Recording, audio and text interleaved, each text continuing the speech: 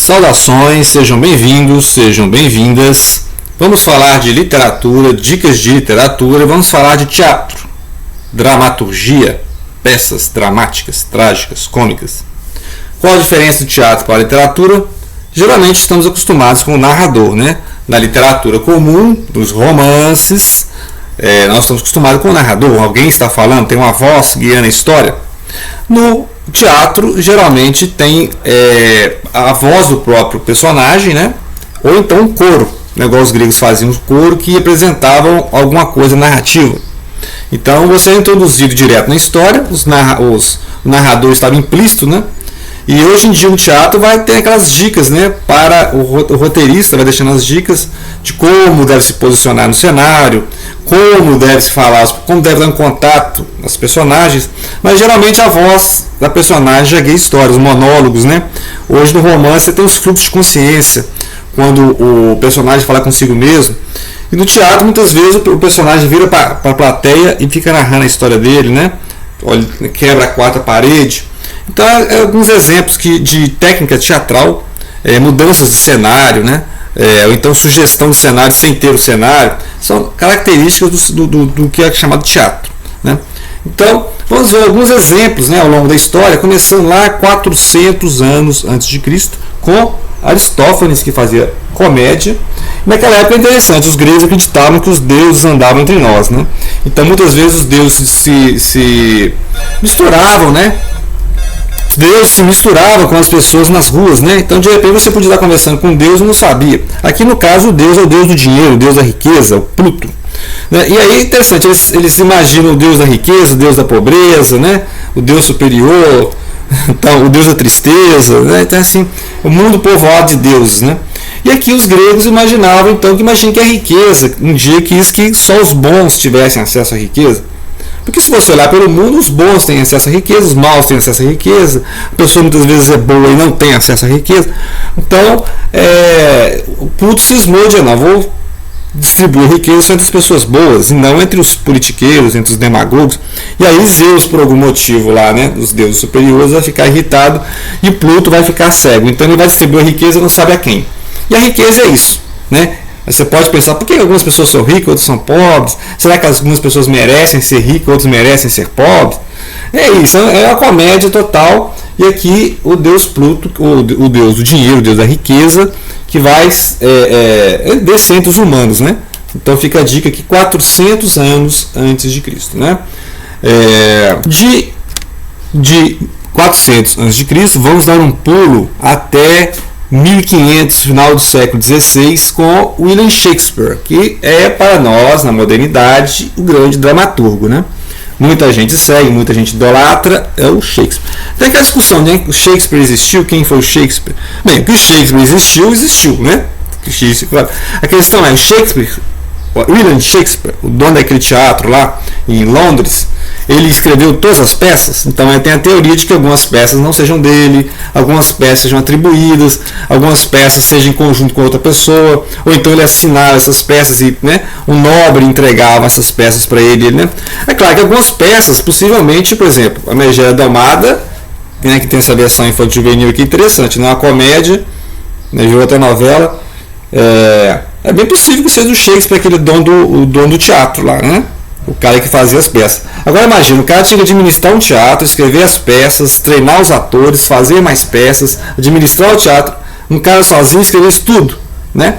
Então é bem possível que as peças históricas tenham uma outra mente, que as grandes tragédias sejam outras mentes, né? Vou dar uma dica aqui, ó, do Otelo, tem 2 edições do Otelo, que se passa na Itália, né? Que se passa é o Mouro de Veneza, que o Shakespeare adorava falar da Itália, né? Então, imagina, o nobre é quem viajava naquela época, né? Então, para conhecer esses vários países, o norte, o sul da Europa, será, né? A Escócia, será que era um cara que ficava lá em Londres trabalhando no teatro, né? Então, essas questões assim tem vários filmes sobre isso, né? Quem escreveu as peças do Shakespeare. No caso aqui, o Otelo é a grande encenação, a tragédia do ciúme, né? O Otelo tem o seu grande antagonista, que é o Iago, né? O Iago é aquele cara que fica colocando abobrinhas na cabeça minhocas e percevejos na cabeça do Otelo, e aí a grande tragédia do ciúme, né? E aqui a grande tragédia da cobiça, a cobiça de Macbeth. Eu já escrevi em algum momento sobre o Macbeth, que é um nobre escocês que quer assumir o trono da Escócia de qualquer jeito, né? Então é a ambição, e ele comete cada vez mais crimes, e ao cometer crimes ele tem que cometer mais crimes. Então ele nunca, ou seja, a ambição nunca tem fim, né? Se ele fosse lá um general, né, mantendo a honra ao seu rei, não teria toda essa tragédia, porque se ele comete um crime, para acobertar esse crime ele tem que cometer outro crime, para manter o trono ele tem que cometer, é o Game of Thrones, né? É o Game of Thrones, tá aqui a inspiração, né? Ou seja, quem comete um crime comete 10, né? Andando mais um pouquinho, depois que teve o século do teatro francês, né, o Shakespeare passou a ser recuperado pelos alemães, né? Por exemplo, Goethe foi um dos que começaram a reler o Shakespeare lá no final do século XVIII. Final do século XVIII, então o Shakespeare voltou a ser lido, clássicos românticos. E aqui tem o Fausto I e o Fausto II, que é a obra principal do Goethe, assim, né, mais famosa. E aí ele vai falar muito aqui de mitologia nórdica, mitologia, né, greco-romana, e vai aquela questão, como um drama medieval, ou seja, acontece na Idade Média, é escrito lá no século XVIII, mas é uma trama que você pode imaginar lá no século XVI, no século XV, XVI, né, que é o drama do Dr. Fausto, né? Então, Fausto I e II. E a trama principal é isso, é a grande ambição humana, grande conhecimento. E aí ele consegue atrair a atenção do Mefistófeles, né, que seria uma espécie de demônio assim, que vai fazer o que ele quer. E quanto mais ele quer fazer, mais o demônio vai entregar coisas para ele, mais na mão do demônio ele vai estar, né? E aí na primeira parte eu imaginei que ele ia se perder, né? Ele ia ser condenado às chamas do inferno, tal. Mas na parte 2 dá um jeito de resgatar o Fausto. Então é interessante, resumão, né? Mas é muita literatura, muita poesia, muita referência, é muita erudição, né? Se entender todas as subtramas que tem aqui nas histórias. Então eu fico imaginando encenar essa obra aqui. As mudanças de cenários são bruscas, né? Tem cenários que falam da mitologia nórdica, cenários que já falam da mitologia grego-romana, né? Então ele trabalha muitas questões, assim, muitos personagens são baseados. Tem até personagem baseado no Lord Byron, né? Ele fez os personagens, porque o Lord Byron era famoso na época, né? Poeta romântico. Então fica aí a dica de clássico do teatro, o Fausto de Goethe. Certo.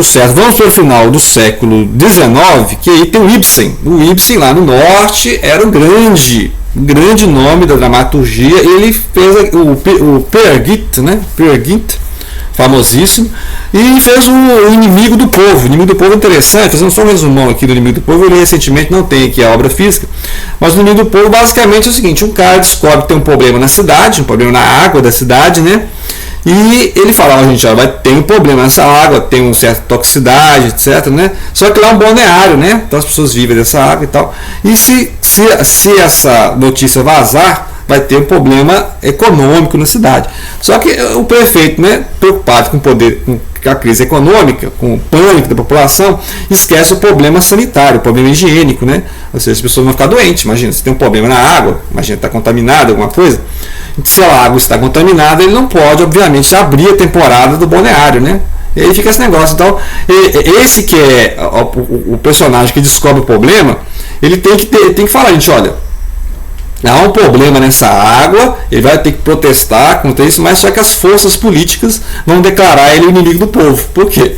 Porque, se eu fechar aqui o balneário, se eu fechar aqui a estação de águas aqui, vou ter prejuízo na cidade, vai ter uma quebradeira total, falência da cidade, esse homem é o inimigo do povo. Sendo que ele está mostrando, já, se vocês tiverem contato com essa água, vocês vão ficar contaminados. Resumão da obra, e as reviravoltas, né, do Ibsen, o inimigo do povo. Um pouco depois nós temos o Bernard Shaw com Pigmalião. Pigmalião é interessante, né, que também é baseado em mitologia. Pigmalião é um personagem lá da Grécia também. Mas nesse caso aqui, assim, é uma aposta que o cidadão faz de ele pegar, assim, de ele adotar uma mulher do povo, uma mulher sem erudição, assim, transformar no artista. Então a ideia é ele de a partir de uma mulher do povo, uma mulher sem instrução, uma mulher de classe baixa, ele transformar na mulher artista, refinada, da classe alta, né? Que saiba conversar, que saiba entreter as pessoas no meio social, porque lembrar que Londres, nessa época, né, passagem do século XIX para o XX, sempre tem essa questão da vida social, a etiqueta social, como se portar em público, como ir nos bailes, como participar dos banquetes, né? Inclusive o Oscar Wilde, o Oscar Wilde como um grande dramaturgo também, mostra muito isso, né? Como se portar na vida social. Então tem essa muita preocupação, né? Os ingleses e os franceses nessa época tinham essa preocupação de você ter uma vida social, e aí ele vai mostrar isso aqui, as contradições, né? O cidadão aqui vai ensinando a mulher a falar no inglês da capital, né? Porque sabe que os dialetos do inglês ali, né? Você vai no centro de Londres, tem uma forma de falar, na periferia de Londres, você vai para o interior da Inglaterra, você vai para a Escócia, o inglês é diferente. Então, pela entonação, pelo sotaque, você sabe de onde é a pessoa, né? Ah, você vem lá da região de Londres, você vem do interior, então, ou seja, pela forma de falar, você sabe de onde vem. Então, tudo isso é interessante, e é um teatro, né? Então, tudo isso aqui faz a obra, ou seja, a forma de falar, a forma de se comportar, as diferenças da pessoa né, não refinada e a pessoa refinada, né? Então fica aí as ironias do Charles Bernard Shaw. Chegando no Brasil, vamos no Nelson Rodrigues, né, mestre da dramaturgia no Brasil, que fez várias obras, né, Vestido de Noiva, Álbum de Família, Senhora dos Afogados, Boca de Ouro, Beijo no Asfalto, Toda Nudez Será Castigada, Bonitinha Mais Ordinária, né? Vários clássicos. Essa coleção aqui, as peças míticas, né? E o álbum de família é a ideia, né? O álbum de família tem as fotos da família, muito bem comportada, família clássica, família de bem, né? Tradicional família mineira. Mas só que você vai ver nas entrelinhas, né, as outras cenas, porque aqui tem um speaker, né, que é um pouco irônico também. O speaker é aquele cara tipo um narrador que vai explicando a posição dos atores, onde eles estão, né, e faz ironia total com os atores também, e vai mostrando a hipocrisia, né, que muitas vezes aquilo que parece não é. Então o Nelson Rodrigues trabalha muito isso, né? Parece ser uma família honesta, família pacata, uma família, né, de moral e bons costumes, mas aí você vai vendo as entrelinhas, os dramas familiares, né, as coisas, os tabus que não podem ser falados, né. Então é mais uma comédia de costumes mesmo, né, e de mostrar o lado B do que parece ser uma família perfeita, né. Então fica a dica aí, Álbum de Família é uma peça de 1945 do Nelson Rodrigues. Outra dica de peças, vamos lá para a Europa, é o Beckett. O Beckett escrevia em inglês e escrevia em francês e fez o famoso Esperando Godot. É uma obra que, assim, já vi várias montagens dessa obra, podem ser feitas várias montagens, que é um meio um teatro absurdo, né? Que depois tem o Ionesco que também vai fazer.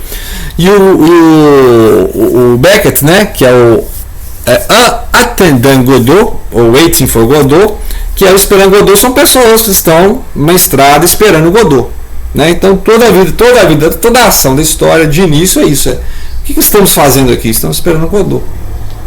O Godot vai demorar? Não, o Godot falou para a gente esperar aqui. Então estamos esperando.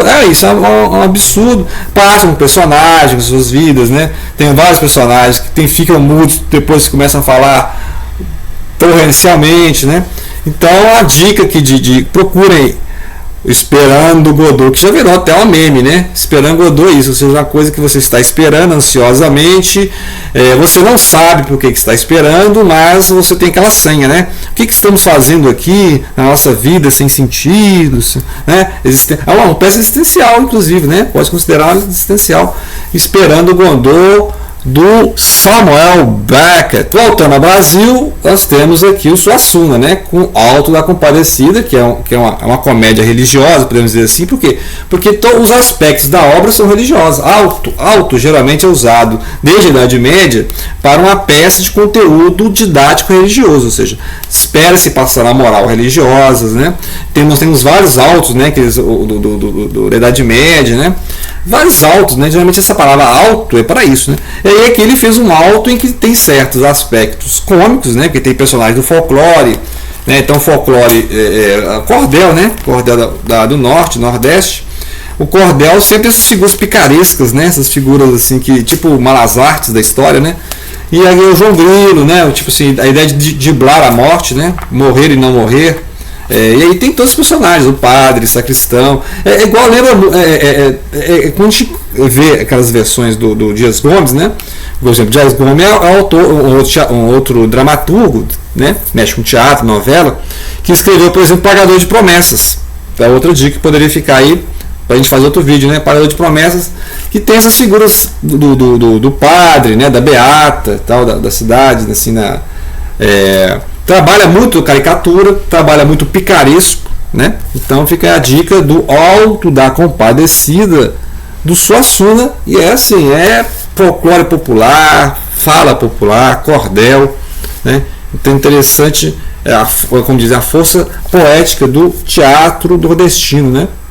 Então fica aí, Ariano Suassuna, 1955, hein? Já um clássico da nossa literatura, do nosso teatro. Para finalizar, vamos falar de In Nomine Dei, do José Saramago, que eu já falei ano passado em outros vídeos. No In Nomine Dei, se acontece aquelas rebeliões dos camponeses lá na Idade Média, né? Aconteceram várias, né? Inclusive lá no Nome da Rosa mostra essas revoltas camponesas, né? Em que os camponeses são muitas vezes chamados de heréticos, que aí a Inquisição trabalha mais fácil, né? Vocês entenderam, né? Basta chamar de herege que a Inquisição trabalha mais rápido. Mas o José Saramago mostra isso, é uma crítica social, né? Que os camponeses eram explorados e em nome de Deus, ou seja, em nome de Deus, né? E mostra isso, os seus líderes religiosos, os líderes camponeses, na época de Lutero, né? Mas antes, tem revoltas camponesas lá no século XIII, século XIV, século XVI. Muitas vezes o Lutero ficava do lado dos príncipes contra os camponeses. Muitos camponeses eram reformadores porque eles não aceitavam o poder da igreja. Lembra que a igreja era dona de terras, né? A igreja católica da Idade Média era dona de terras. Muitas terras eram da igreja. Então ele mostra isso no Nomine Dei, é de 93, tá? Fica a dica de leitura, teatro do José Saramago. Ou seja, o Saramago não escreveu só romances, não só poesia. Ele escreveu teatro e Nomine Dei, fica a dica, peça teatral 1993 sobre as revoltas dos camponeses durante ali o final, né, meados e o final da Idade Média. Então fica aí as dicas de teatro e boa leitura.